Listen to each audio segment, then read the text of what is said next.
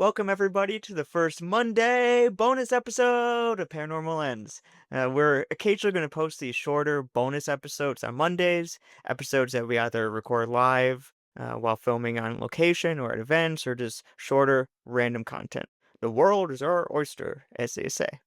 And as you can probably tell from the tone of our show so far, we're just having fun right now and enjoying the podcasting process. That said, longtime followers know that we did a brief trial run of this show earlier this year. It had a different name, a different RSS feed. We didn't post video at the time. We recorded it because we record each week over Zoom. So we had video, we just always posted it as audio only, until now, of course. But one of the things we'll do on these Monday bonuses is see what from this trial run can be salvaged and reposted here in this new RSS feed. The episode you're about to hear was one of the very first attempts we ever took at podcasting. And you'll notice we didn't have these fancy microphones. So the audio quality at the time was perhaps not to our normal standard we have now. There's going to be a strange blip here or there, but it's the content that really matters. And this topic is very important to me. The topic, of course, is orbs. And if you haven't heard this original episode, buckle up. It's a wild one. There's a lot to unpack, so let's dive right in. Welcome to our podcast, where we take deep dives looking at various topics through a paranormal lens. Today's question is, are orbs paranormal? The answer is kind of cut and dry, so why is this topic so controversial?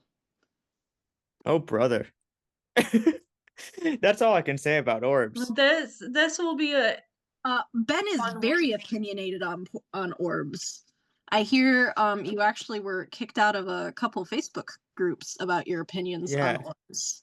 Well, two things. One, you picked this topic this week, Bree. You wanted to talk about orbs, and I think it's good to do so sooner rather than later. And to your point, yes, I did get kicked out of a couple Facebook groups because I did a live stream during COVID back in 2020.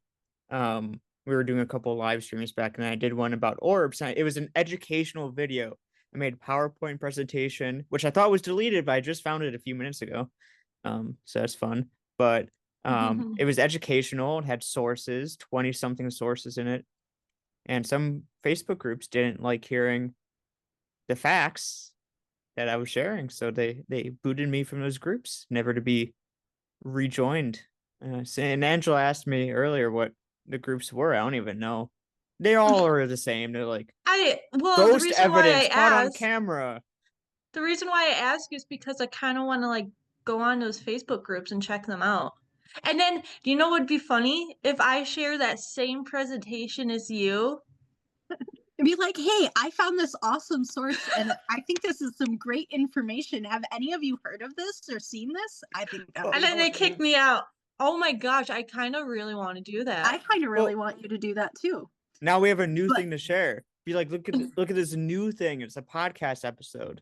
Yeah. Ooh, should we actually title this "Orbs Are Real"? Fascinating evidence caught on camera. This orb is your dead loved one. Proven. Finally.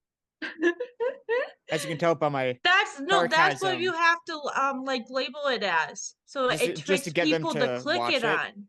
Yes. Yeah. And then it pisses them off. Yeah. Well, going off of that, I feel like we all have the same opinion. We haven't stated it yet that you can tell. Yeah, you can tell. We don't believe that orbs are actually paranormal. I mean, but here's the thing is you can see orbs and I think those in a way are paranormal, but when you're catching them in film or photography and going back later and discovering orbs, that's when that's not paranormal. That's very good to bring up at the top of this, because that's the most important distinction I think that can be made, and that I made back in that initial live stream. My opinion on the matter, which is we all agree is fact, is that there has never been an orb seen only through the lens of a camera.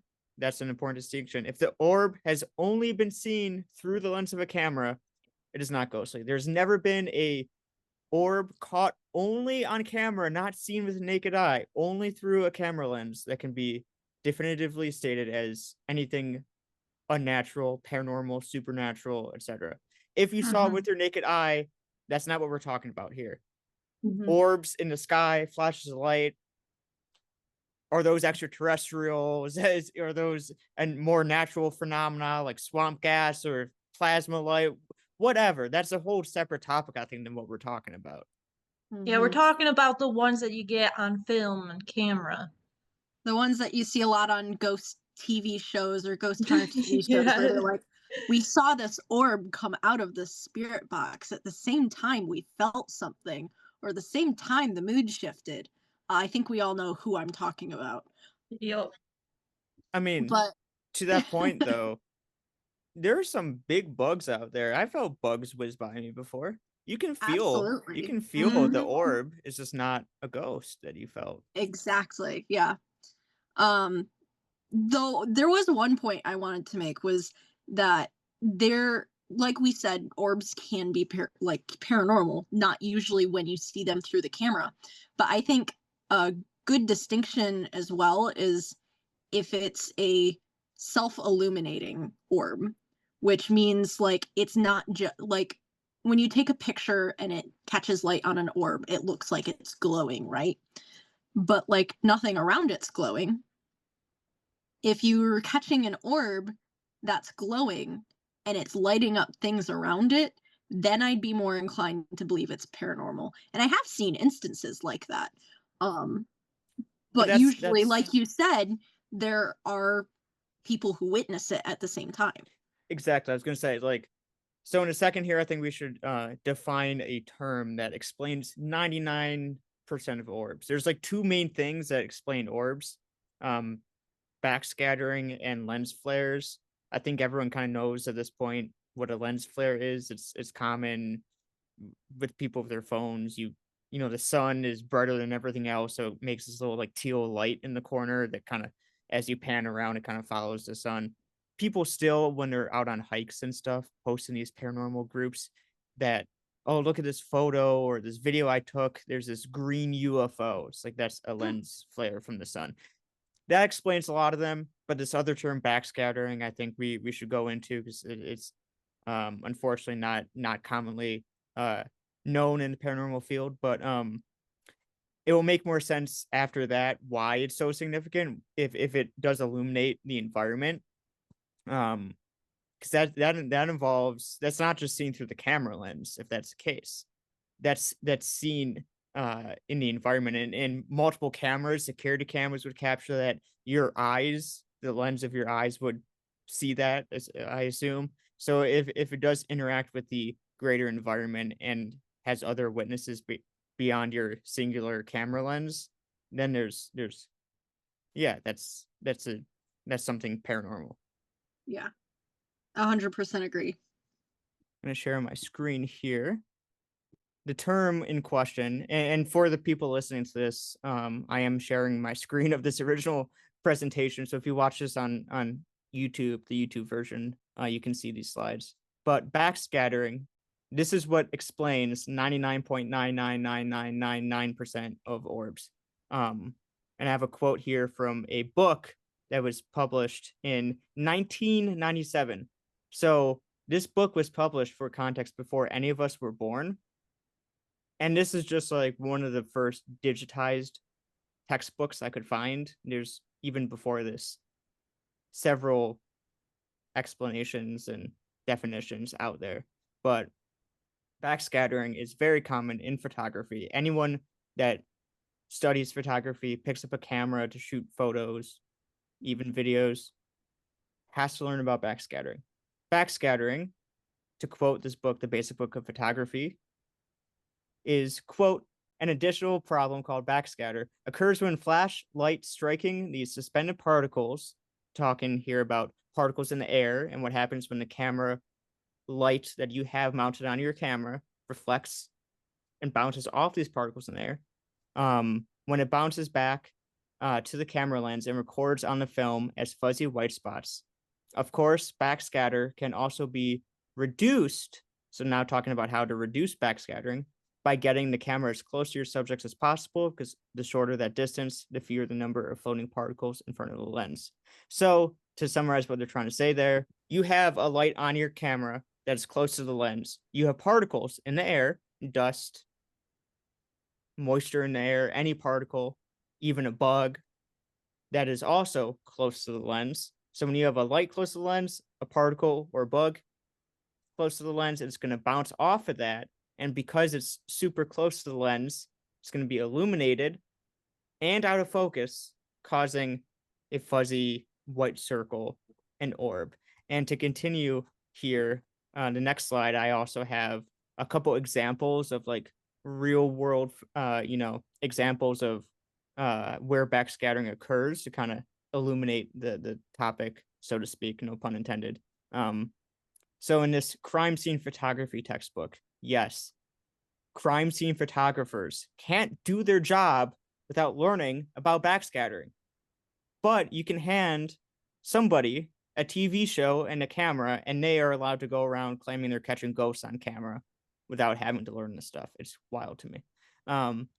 They have a good example here in this crime scene photography handbook, saying that backscattering is essentially the same topic as when you're driving through fog. They tell you not to turn your headlights on because the headlights will bounce against the fog and blind you, right? We've all had that happen. It's the same concept, except you're not driving in a car with headlights bouncing off fog. You're filming or taking a photo and the light is bouncing off the particles in the air. It's also the same situation as here, Fujifilm, which is a renowned camera company. They make a lot of camera and photography equipment. They've won tons of prestigious awards since 1934. They've been around, so they definitely know what they're doing. They compare it to when you're in a movie theater and you see in the projector, the projection, there's all the dust particles flying. So we've all seen this before. We see backscattering happening around us in the real world. Drive through fog, shine on those headlights, the light will reflect off particles in the air. Go to a movie theater, see a movie, the projector above you is the light is bouncing off those particles in the air. So why is it that now you have a spooky backdrop and the same thing occurs in a photo and now it's Dead Uncle Bob? What's the disconnect there? And it's not just Fujifilm. I even went as far as every single major camera brand has had to put information on their website. This is not a joke. Every single major camera brand has put information on their website about backscattering because of the influx of people reaching out to the camera brands, telling them that their cameras are catching ghosts. So Sony, I have a slide here about Sony. Sony has a number of graphics on their website. There's also a number of tips, right? So since this is a known phenomenon since before any of us were born, in every single basic photography 101 handbook since before we were born. That's also another thing, guys. A camera is a tool, right? People go out and they want to go on an investigation and they get their EMF meters and they get their spirit boxes and then they film it and they're saying they're catching ghosts on their cameras. So that would make their cameras a piece of equipment, a tool that they're using to find ghosts, right? So shouldn't you know how to use that tool? Wouldn't it make sense for people using a camera to find evidence of ghosts to at least own a basic photography handbook or textbook? There's all these free resources online too, and that people are just ignoring and refusing to spend just a few minutes learning how to use a camera. Which if you don't want to learn how to use the camera, that's fine. Just don't go around claiming you're catching ghosts every 2 seconds on said camera. But there are ways to minimize backscattering. Of course, you can avoid using flash because if you take out one of the pieces of the equation, the light, there's always going to be particles in the air. But if you don't use a camera light or a flash, that will greatly minimize the chances of catching those particles. Make the area. What? You know what I'm wondering is that, and just let me know, maybe you'll cover this later in the presentation. I don't know. I've never seen this Mhm. before. But when was it in like the paranormal field and community where people started claiming that these dust backscattering things were ghost or evidence of the paranormal? Once digital cameras were invented and then became mainstream, people didn't entirely know how to use the technology Mm. or what, some of the weird quirks were weird at the time, because they just simply didn't have it wasn't mainstream knowledge. What these things like backscattering was. Digital photography was new at the time. It's So just so it's a just lot of these so people that are older in the paranormal field, they grew up in a time where digital photography wasn't a thing, wasn't a common thing. This stuff wasn't known.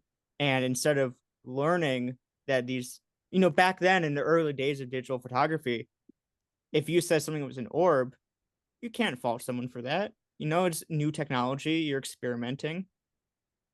But fair. but at this It's point, just if you're holding on to that and saying, well, back in blah blah blah 50 years ago, I caught this thing, people aren't evolving with technology and willing to learn the technology that they're using.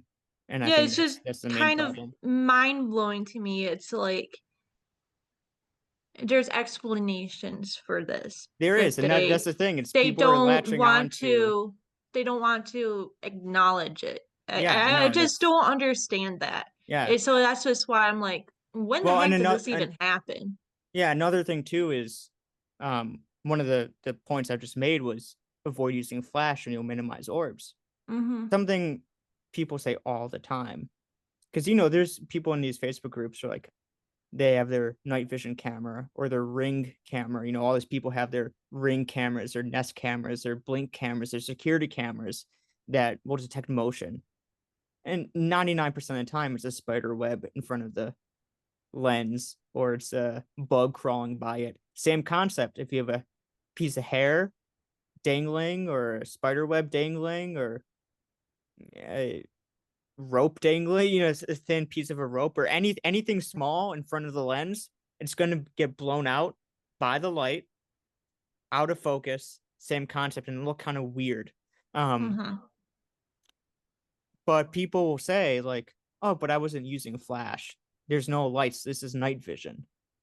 But they don't realize that there is an infrared camera, so there's a infrared light inside the camera that's still doing the Mm-hmm. same thing. And if you're using some of those cameras, don't even have a control for how bright the infrared light illuminates the scene. So you could have severe backscattering because you have something essentially on auto mode controlling the how strong and powerful the infrared internal light is on these devices. So um people don't even realize that there is a light in these cameras to kind of Yeah, illuminate yeah. infrared That's actually spectrums. something I wanted to bring up was the IR lights because it is Yeah, essentially a light that's on all the yeah. time. And even though you can't see it, your camera sees it, and that's Hmm. literally how the IR lights work. And So, IR is common in the paranormal. I mean, there's no getting around yes. that. So you Hmm. can, if you're using infrared, use an external light so it's not right in the camera. So if it won't illuminate all those particles right in front of the lens. Yeah. That's a good tip. Anyways, yeah, you can also just going down this list here, just so we can get off these stupid slides. I don't like feeling like we're back in school again, but Mm. you can use a tripod because the camera shake, camera movement that can make backscattering worse. And an obvious one, but people don't realize this a lot of the time. Try shooting in a less dusty area. If the number one report in a haunted location is dusty old attic, people see orbs. Maybe don't try catching orbs in Yeah, that I dusty old wonder why. attic. Why are there so many orbs? Yeah, they're probably It not can't be ghosts. because of the dusty attic. No No, way. absolutely not. Guys, you say it with sarcasm, but I'm telling you, Yeah, I know. this I is know. It's sad. It's yeah. sad that people just don't. And then my favorite part of this presentation is, and if you're not in this on the YouTube version, you're gonna have to hop on, or we'll post this in social media, this slide in particular. But if you're just listening, I have on my screen a macro image, like an extreme close-up underwater. So this is taken deep at the bottom of the ocean, an underwater extreme close-up of a shrimp. And you can see in the background of this extreme close-up, it's the same phenomena people are saying are dead Victorian women. Ghosts. There's backscattering happening behind the shrimp. Ghost orbs. So, could it be that there are hundreds of 1-inch tall ghosts hitchhiking on shrimp at the bottom of the California coast? I think that's entirely plausible. By their logic, there must be all these tiny, tiny ghosts. I mean, shrimp. It's 100% from an old ship that sunk in the middle of the sea. Yeah, absolutely. And those are the souls of the dead people that were on the ship. Yeah, Angela, respect that. You know the saddest thing you're about to hear in your whole life? When I posted this initially, someone said, well, it's entirely possible. How many shipwrecks occurred? Oh my god. No! No! People are so stuck in their mindset that orbs have to be ghosts. So when you show them a picture of if that's shrimp the case, at the bottom of the ocean, I feel so bad for that shrimp. There's so many souls and dead people around him at the bottom of the sea. I feel so bad for it. He's so haunted. Oh my gosh. We're looking at a shrimp at the bottom of the ocean and people think there's ghosts riding him around. Oh my god. What is happening? Is this what paranormal investigation is like? Because if it is, I don't want any part of it. So, anyways, that's what so does backscattering make sense to you guys? Yes, absolutely. Yes. Yeah, it reminds me. Is it real or is it just an opinion? No. It's real. Okay, because you post anything about backscattering, I'm telling you, post anything about backscattering in these Facebook groups, and the number one comment you're gonna get back, well, that's just your opinion. Or another comment is, if you don't believe in ghosts, why are you even here? That's something we need to reiterate. None of this means ghosts aren't real. Dude, it's just ghosts. You will know ghosts are real. You will know ghosts are real if you stop claiming every dust particle is a ghost and actually look for real ghosts. You got to, like, there are facts. A lot, and I feel like for the paranormal, there's a lot. You can't just go off your gut instincts and religion and what you believe in. It's a lot of science and facts too that goes into this. And it's like the people who don't want to acknowledge this backscattering and dust particles that you're capturing in the camera and stuff, they're not looking at the facts. They're not looking at the science end of it. And they're not true paranormal investigators. It's as simple as that. They're like narrow-minded people, and they don't want to like look at the facts of things. They just want to like feel like, no, that can't be the case. I mean, I had this feeling when we caught this on camera, like we caught it at the same time. I started getting the sick feeling in my stomach. I'm like, no, just get rid of your thought about that. Jeez. Yeah. So there was. Go ahead. There was this conversation made me remember when I was younger and watching ghost hunting TV shows. I don't even remember which one it was. I remember they had caught like all these little orbs on camera, right? And I thought it was really awesome at the time because they usually went and tried to debunk these things. And they literally found that there was a loose tile in that room. and insulation was falling down. So they took like a little scoop of insulation and like patted it in front of the camera and like made all these particles come off.